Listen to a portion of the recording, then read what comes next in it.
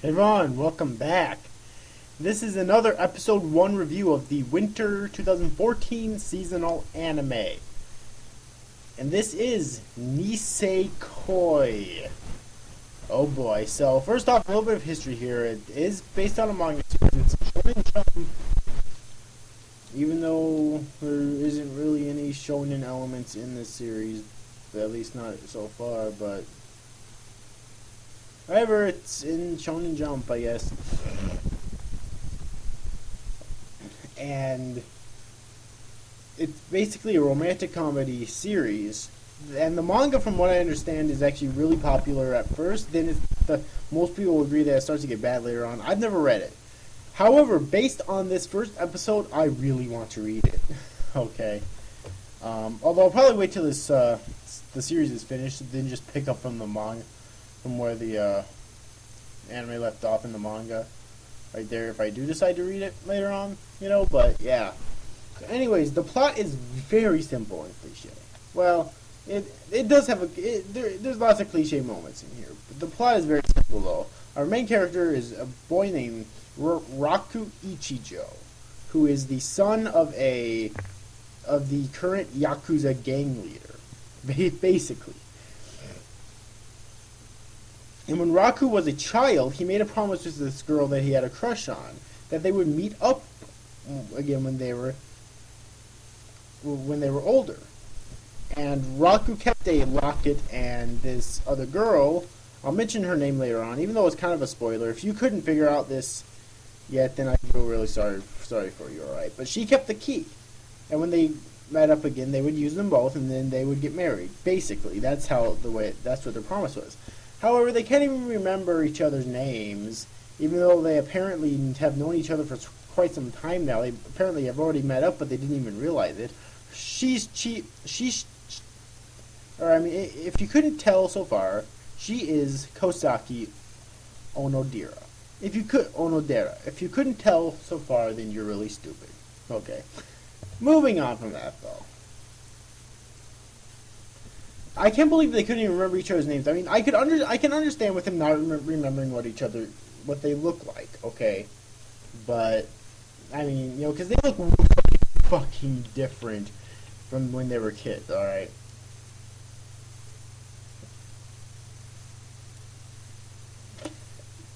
But seriously, they couldn't even remember each other's names, and they told each other their real names, too. And yet both of them still remembers the promise vividly. Okay? Very vividly. And surprise, surprise, Raku, after reuniting with Kosaki, has a crush on her, even though he doesn't remember that she's the girl that he made the promise with. But there's another girl in this, of course. Because you couldn't have a romantic comedy without two girls. At least two girls.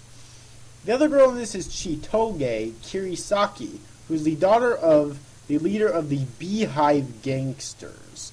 She is half American, half Japanese, and is fluent in both languages, I guess, and recently transferred from America to Raku's high school in Japan, basically in the first episode.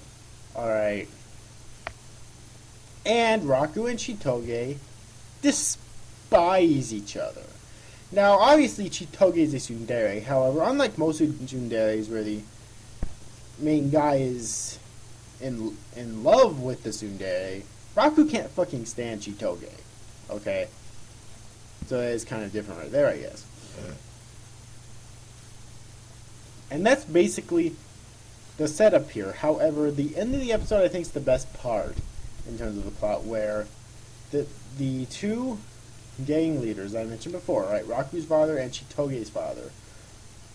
Now, the two of them don't know that they're Raku doesn't know that Chitoge's the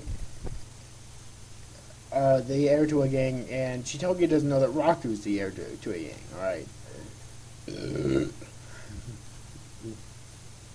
And so when they find out, immediately when they find out, they're told that they have to pretend that they have to create a false love for each other to prevent the two gangs from going to war with each other. And that sets up the basis for, I assume, the rest of the series. Of course, it's going to be a love triangle, because we still have Kosaki in here, you know. So it's obviously going to be a love triangle, but...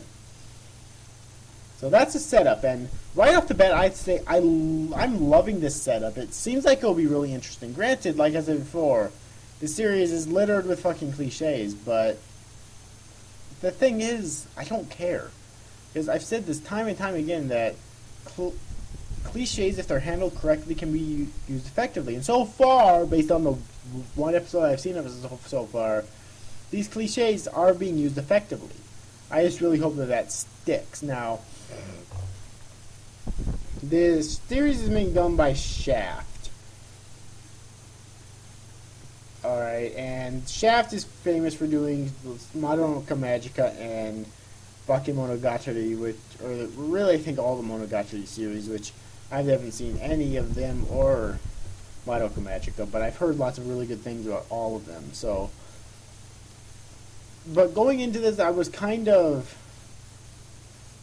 scared because, for one thing, I've heard lots of really bad things about Shaft on the other end of it, and two, this doesn't seem anything like what I've heard of the Monogatari series or Madoka Magica. Alright, so I was a bit scared to go into it at first, but it really delivered, I felt. Alright.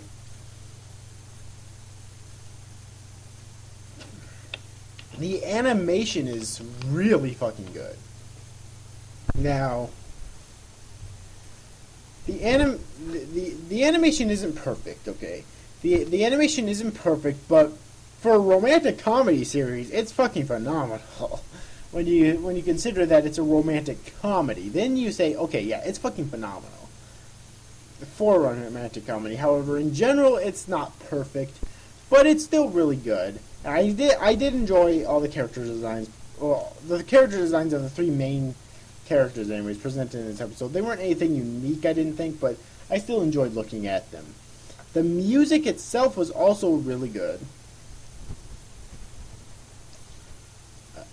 In terms of a romantic comedy, you know, it fit the scenes well. And the biggest thing in this episode was the comedy. Now, this could change later on. It could get very sentimental later on. I don't know if it will or not, but the comedy in this episode was really fucking good. Alright, just watching Chitoge and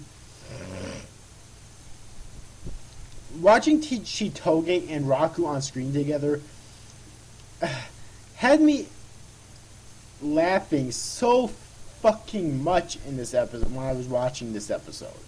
And that's really what I want from a romantic comedy. Now, obviously, I already know that Kosaki's going to be a huge part of the plot later on. I don't know when though, but I really hope that this series doesn't do what a lot of romantic comedies does. Excuse me. And keep recycling the same like comedic concepts and whatnot, and instead just gets on with the plot quicker. Okay, they can still have those comedic scenes, but I really want them to get on with the plot quicker, especially since, well, actually it doesn't say exactly how many episodes this will be. It says to be determined, dynamic. So I don't know if they're going to be 12, 13, 24, 25, 26 episodes. I have no clue. So yeah, but I am definitely looking forward to the next episode. Based on this episode alone, I definitely recommend you to check it out. If you've never read the manga like me, I recommend it. If you're a fan of the manga, I think you'll still like it, because I've talked to people who are fans of the manga and they like it.